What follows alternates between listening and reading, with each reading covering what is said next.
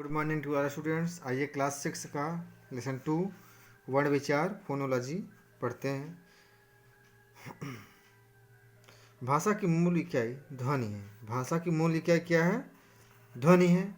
मन में उठने वाले विचारों को प्रकट करने के लिए हमारे मुंह से कुछ ध्वनियाँ निकलती हैं तथा प्रत्येक ध्वनि को लिखने के लिए कुछ चिन्ह निश्चित किए गए हैं।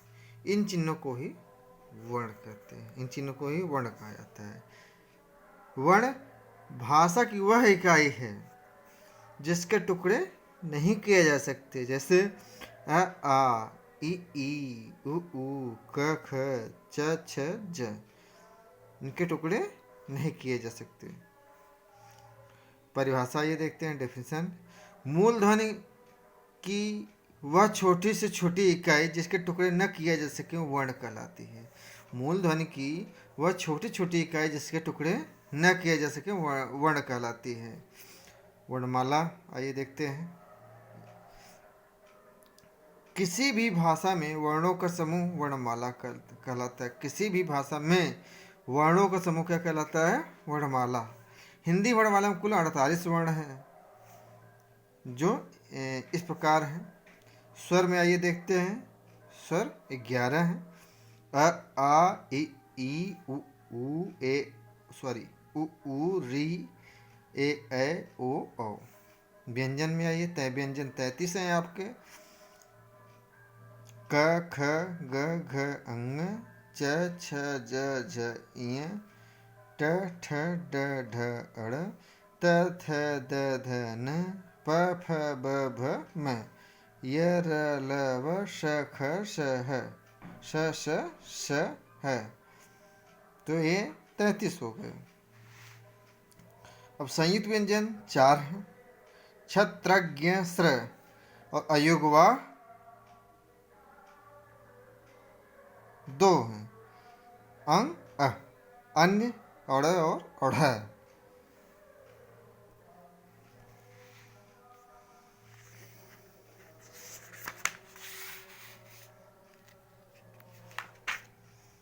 भाषिक प्रवर्तन देखते हैं। स्वर तथा व्यंजन। स्वर तथा व्यंजन से आरंभ होने वाले शब्दों को छांटकर अलग अलग करना है। ये आप हर्ष, अभिमान, आसमान, उन्नति, व्यक्ति, पराजय, आज, विद्यालय, इमली, उल्लू।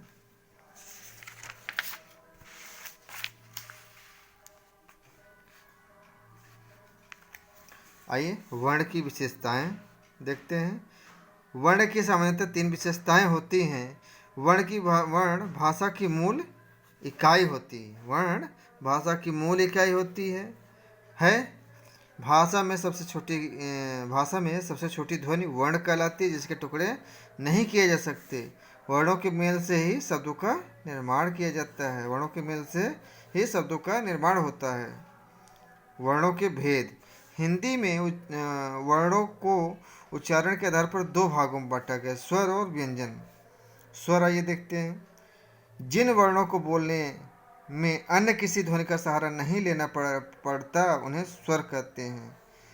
स्वरों का उच्चारण करते समय वायु बिना रुकावट के मुंह से बाहर निकल जाती है। बिना रुकावट के बाहर निकल जाती है तथा जीभ, होंठ और मुख के किसी भाग को स्पर्श नहीं करते हैं। हिंदी वर्णमाला में 11 स्वर हैं जो इस प्रकार हैं। अ आ ई उ री ए ओ। स्वर 11। स्वर के भेद। ह्रस्व, दीर्घ, प्लुत 3 प्रकार के।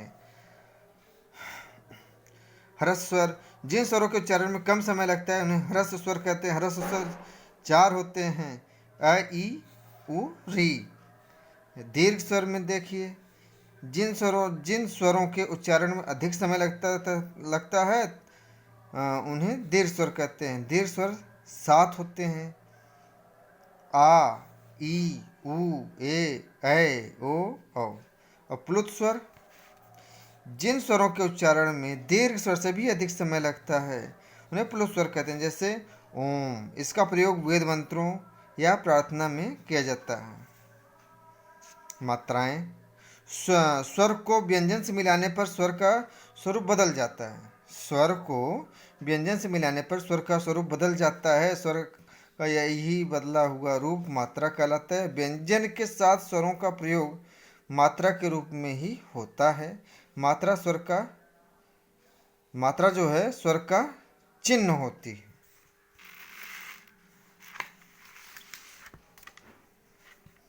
मात्रा जो है स्वर का चिन्ह होती है। आइए देखते हैं आगे। स्वरों का प्रयोग दो प्रकार से किया जाता है। स्वतंत्र रूप से जैसे आइए, आओ, आए आदि, और व्यंजन के साथ मिला करके जैसे लाइए, जाओ, गए आदि। अब क्रम संख्या 1 पर देखिए। स्वर अ, मात्रा हल, हक, अ इसमें लगा, सभी में अ लग गया। आ का मात्रा है हाल, हाथ। ई की मात्रा लगा है हिल, हिन। ई की मात्रा लगा है हीन, हीरा। उ की मात्रा लगा है हुक, हुक्म। ऊ की मात्रा लगा है हुंकार, हूबहू। री का मात्रा लगा है तो हृदय, हृदय, हृदय, हृदयामृत। ए का मात्रा लगा है तो हे, हेरा फेरी। ऐ का मात्रा लगा है तो हैमान, हैदर। ओ का मात्रा लगा है तो होकर, होना। औ का मात्रा लगा है तो हौले और हौद। आइए देते हैं विशेष बात नोट के रूप में। आ की मात्रा का हलंत, यहाँ पर देखिए हलंत ऐसे होता है बच्चों के रूप में व्यंजनों के नीचे होती है। आ की मात्रा का हलंत के रूप में, ये इस चिन्ह के रूप में व्यंजनों के नीचे होती है। इसका अलग से प्रयोग नहीं होता है। अंग्रेजी में आ ध्वनि वाले वर्णों का भी हिंदी भाषा में प्रयोग हो रहा है। आ की ध्वनि आ और ओ के बीच की ध्वनि है। आ अंग्रेजी के आ ध्वनि वाले वर्णों का भी हिंदी भाषा में प्रयोग हो रहा है। आ की ध्वनि आ और ओ के बीच की ध्वनि है। जैसे doctor, ball, rocket, don, office आदि। आइए व्यंजन देखते हैं। जिन वर्णों के उच्चारण में स्वरों की सहायता ली जाती है व्यंजन कहलाते हैं या उन्हें व्यंजन कहते हैं। व्यंजनों का उच्चारण करते समय हवा मुंह के किसी न किसी भाग जैसे कंठ, ताल, ओष्ठ, दांत आदि से टकराकर बाहर निकलती है। हिंदी वर्णमाला में 33 व्यंजन हैं। इनका उल्लेख इसी माध्यम में पीछे किया जा चुका है।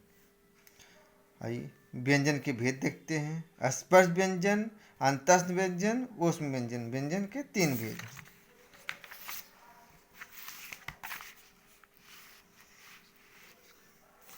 स्पर्श व्यंजन, जिन व्यंजनों का उच्चारण करते समय जीभ मुख के किसी भाग को स्पर्श करती उन्हें स्पर्श व्यंजन कहते हैं। इनकी स्पर्श व्यंजन की संख्या जो है 25 है, 25। इन्हें 5 वर्गों में बांटा गया है। 5 वर्गों में बांटा गया है। स्पर्श व्यंजन उनके नाम और उच्चारण इस प्रकार हैं। क वर्ग में क, ख, ग, घ, ङ, जिन्हें जो उच्चारण स्थान इनका क्या है कंठ, गला, और इन्हें कंठ नाम से बोला जाता है। च वर्ग में च, छ, ज, झ, ञ जो ताल उच्चारण स्थान है और तालव्य नाम बोला जाता है। ट वर्ग है ट, ठ, ड, ढ, अड़ जो है मूर्धा से बोले जाते हैं और मूर्धन्य नाम है इनका। त वर्ग है त, थ, द, ध, न उच्चारण स्थान दांत, दंत्य। प वर्ग है प, फ, ब, भ, म ये उच्चारण स्थान होठ, ओष्ठ। आइए आगे देखते हैं। अंतस्थ व्यंजन जिन वर्णों के उच्चारण में भीतर से बाहर की ओर शक्ति लगती है। जिन वर्णों के उच्चारण में भीतर से बाहर की ओर शक्ति लगती है उन्हें अंतस्थ व्यंजन कहते हैं। इनका उच्चारण स्वर और व्यंजन के मध्य का सा होता है। जिन वर्णों के उच्चारण में भीतर से बाहर की ओर शक्ति लगती है, जिन वर्णों के उच्चारण में भीतर से बाहर की ओर शक्ति लगती है, उन्हें अंतस्थ व्यंजन कहते हैं। इनका उच्चारण स्वर और व्यंजन के मध्य का सा होता है। ये संख्या में 4 होते हैं, य, र, ल, व। आइए ऊष्म व्यंजन देखते हैं। इन व्यंजनों के उच्चारण में एक प्रकार की सुरसुराहट होती है, अर्थात उच्चारण करते समय वायु रगड़ खाती हुई मुख से बाहर निकलती है, जिससे ऊष्मा पैदा होती है। इसलिए इन्हें ऊष्म व्यंजन कहते हैं। ये संख्या में 4 श श श है ऊष्म व्यंजन होते हैं। अयोगवा, जैसा कि हम पिछले अध्याय में पढ़ चुके हैं कि अयोगवा ऐसे वर्ण होते हैं जो न तो स्वरों के मेल से हैं और न ही व्यंजनों के मेल से बनते हैं। अयोगवा के 3 रूप हैं। अनुस्वार का चिन्ह ये है, अनुनासिक का चिन्ह ये है, विसर्ग का ये है। आइए डिटेल में जानते हैं। अनुस्वार का चिन्ह ये है, अक्षर के ऊपर एक बिंदी। जब किसी वर्ण का उच्चारण करते समय वायु केवल नाक से ही निकलती है। जब किसी वर्ण का उच्चारण करते समय वायु केवल नाक से ही निकलती है, उसे अनुस्वार कहते हैं। प्रत्येक वर्ग का पंचम वर्ण जैसे अंग, इ, अड़, न, म, जब किसी के पहले जुड़ता है तो उसे बिंदु लगाकर दर्शाया जाता है। इस बिंदु को ही अनुस्वार कहते हैं। इसको अनुस्वार कहा जाता है। जैसे कंघा है तो यहाँ पर अंक का मात्रा लगा है, पंखा है तो अंक का मात्रा, घंटा है तो अंक का मात्रा, अंगूर है तो अंक का मात्रा। आइए आगे देखते हैं। अनुनासिक का चिन्ह ये है, चंद्रबिंदी। जिन वर्णों के उच्चारण में हवा नाक और मुंह दोनों से बाहर निकलती है उन्हें अनुनासिक कहते हैं। इन्हें लिखते समय शब्द पर चंद्रबिंदु लगाकर दर्शाते हैं। जैसे चाँद, यहाँ पर ऊपर चंद्रबिंदी है, दांत ऊपर चंद्रबिंदी है, आँख चंद्रबिंदी है, बांसुरी इसमें भी चंद्रबिंदी। विसर्ग, अक्षर के अंत में लगने वाले 2 बिंदुओं अक्षर के अंत में लगने वाले 2 बिंदुओं, ये जो अक्षर के अंत में लगते हैं को विसर्ग कहते हैं। इनका उच्चारण हल्के से ह शब्द की भांति होता है। जैसे अतः, प्रातः, यहाँ लगा है शब्द के अंत में, अतः, प्रातः, पुनः, प्रायः, मनः, स्थिति, संभवतः आदि। संयुक्त व्यंजन, 2 व्यंजनों के संयोग से बने वर्ण को संयुक्त व्यंजन कहते हैं। हिंदी वर्णमाला में 4 वर्ण संयुक्त व्यंजन होते हैं। हिंदी वर्णमाला में 4 वर्ण संयुक्त व्यंजन होते हैं। ये हैं छ, त्र, ज्ञ, स्र। इनके संयोग तथा उससे बने शब्द निम्नलिखित हैं। क धन श हो जाएगा छ, संयुक्त व्यंजन छ बना, छ से क्षमा, छ से छत्री। त धन र, त्र, त्रिशूल, त्रिलोक।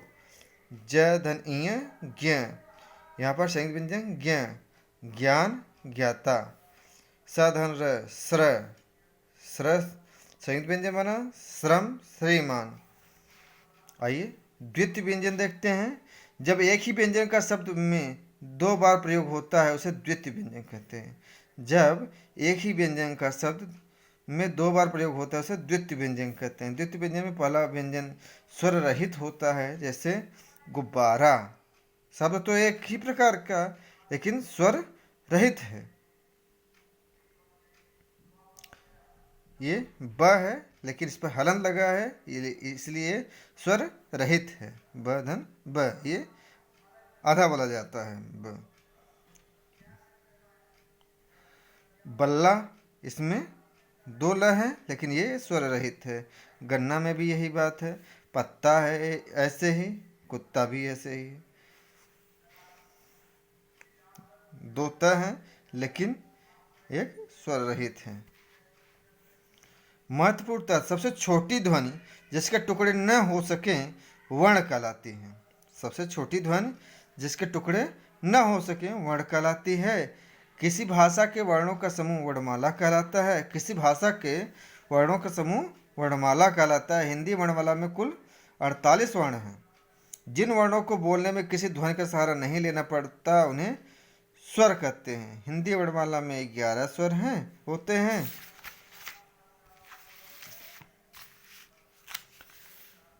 स्वरों के 3 भेद होते हैं, ह्रस्व, दीर्घ, प्लुत। जिन वर्णों के उच्चारण में स्वरों की सहायता ली जाती है उन्हें व्यंजन कहते हैं। हिंदी व्यंजनों में की संख्या 33 है। जो वर्ण न तो स्वरों के मेल से बनते हैं न ही व्यंजनों के मेल से बनते उन्हें अयोगवाह स्वर कहते हैं। जो न तो स्वरों न व्यंजनों के मेल से बनते उन्हें अयोगवाह स्वर कहते हैं। दो व्यंजनों के संयोग से बने वर्ण को संयुक्त व्यंजन कहते हैं। दो व्यंजनों के संयोग से बने वर्ण को संयुक्त व्यंजन कहते हैं। दो व्यंजनों के संयोग से बने वर्ण को संयुक्त व्यंजन कहते हैं। एक ही व्यंजन को शब्द में 2 बार प्रयोग करने पर वह द्वितीय व्यंजन कहलाता है। तो बच्चों, इस प्रकार आपका यह लेसन समाप्त होता है। अगले लेसन में आपसे मिलते हैं।